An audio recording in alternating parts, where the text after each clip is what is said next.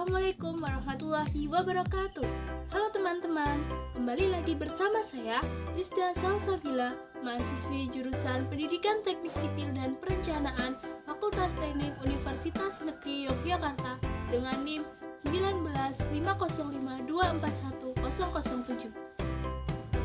Materi yang akan kita bahas mengenai penelitian. Dari penelitian sendiri yaitu suatu proses untuk mengumpulkan dan menganalisis informasi guna meningkatkan pemahaman pada suatu topik yang dapat dipertanggungjawabkan secara ilmiah. Terdapat 3 alasan penting mengapa kita harus melakukan penelitian. Yang pertama, penelitian menambah pengetahuan. Penelitian berguna untuk memberikan kontribusi pada informasi yang ada mengenai suatu permasalahan. Alasan yang kedua yaitu penelitian meningkatkan praktik. Praktik di sini maksudnya yaitu penelitian memberikan peneliti ide-ide baru sebagai bahan pertimbangan untuk menjalankan suatu penelitian itu.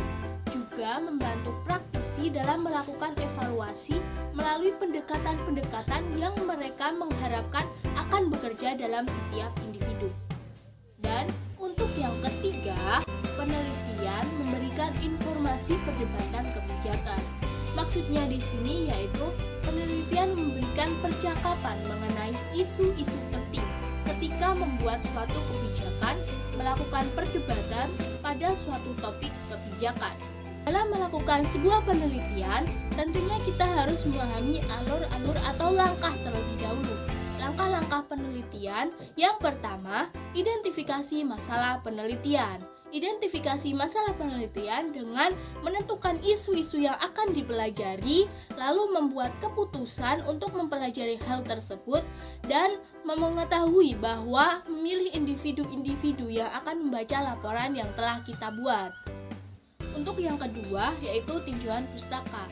Tinjauan pustaka itu dilakukan melalui pengumpulan sebuah rangkuman dari buku, artikel, atau jurnal-jurnal dan penelitian yang terdahulu.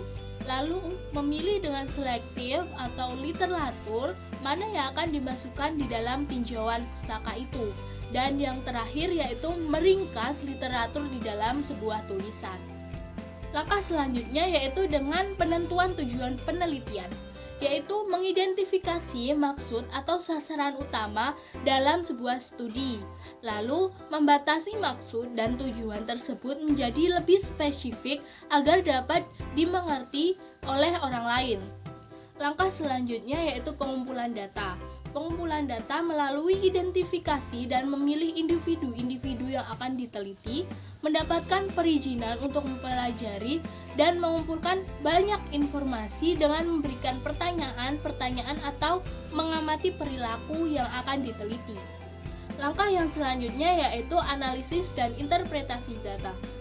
Interpretasi data yaitu menggambarkan kesimpulan tentang data yang telah dikumpulkan dengan menunjukkan kesimpulan dalam berbentuk tabel atau gambar dan dijelaskan melalui kesimpulan dalam kata-kata untuk memberikan jawaban-jawaban dari pertanyaan dalam penelitian.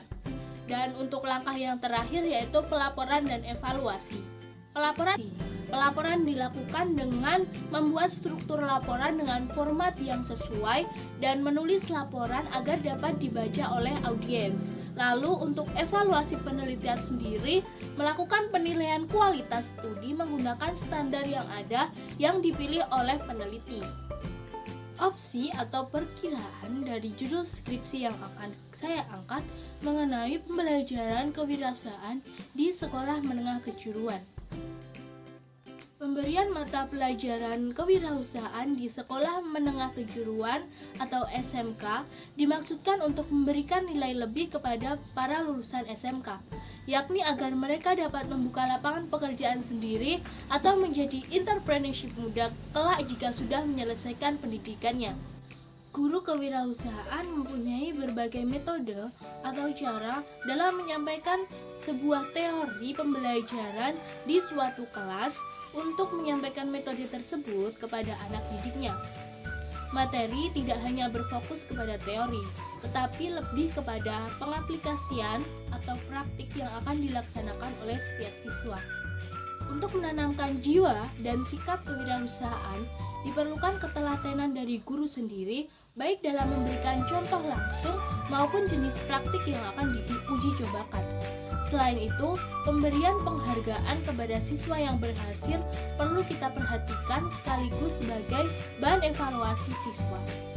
Saat ini, kebanyakan pembelajaran kewirausahaan menggunakan metode ceramah saja, yang divariasikan dengan metode diskusi dan belum menekankan pada proses berpikir secara mandiri setiap siswa. Sebab pada umumnya diskusi dilakukan pada kelas besar yang didominasi oleh guru. Materi yang dibahas tidak sesuai dengan konteks dan isu-isu moral yang sedang berkembang dalam masyarakat, terutama yang berhubungan dengan kewirausahaan itu sendiri. Sehingga pembelajaran di kelas mengenai mata pelajaran kewirausahaan itu menjadi kurang menarik. Sebagai akibatnya munculnya kebosanan dan kejenuhan dari siswa untuk mempelajarinya, karena mereka hanya diarahkan untuk sekedar menghafal dan sesuai dengan teori itu saja. Kurangnya ketertarikan dari siswa akan membuat pembelajaran kewirausahaan tidak berjalan dengan maksimal, sehingga siswa tidak dapat menerima semua pembelajaran yang disampaikan oleh guru. Padahal sejatinya pembelajaran kewirausahaan dimaksudkan untuk dapat menumbuhkan sikap berwirausaha setiap individu. Dari permasalahan tersebut, sehingga saya tertarik untuk melakukan sebuah penelitian lebih lanjut mengenai model dan metode pembelajaran kewirausahaan di suatu SMK dan mengembangkan media pembelajaran yang ada sehingga ketertarikan siswa akan pembelajaran kewirausahaan dapat lebih meningkat. Untuk yang kedua, saat melakukan suatu observasi di salah satu SMK, selama proses pembelajaran berlangsung, kelas kurang kondusif dan sulit untuk dikontrol. Sebagai seorang pendidik atau guru, sudah seharusnya untuk dapat mengkondisikan keadaan kelasnya saat pembelajaran berlangsung, sehingga proses pembelajaran dapat berjalan dengan baik dan mampu diterima oleh siswa sesuai tujuan pembelajaran yang telah ditentukan. Sehingga ketertarikan saya terhadap permasalahan tersebut mengenai hubungan antara motivasi belajar dengan aktivitas belajar siswa. Sekian video yang dapat saya sampaikan. Kurang lebihnya saya mohon maaf. Wassalamualaikum warahmatullahi wabarakatuh.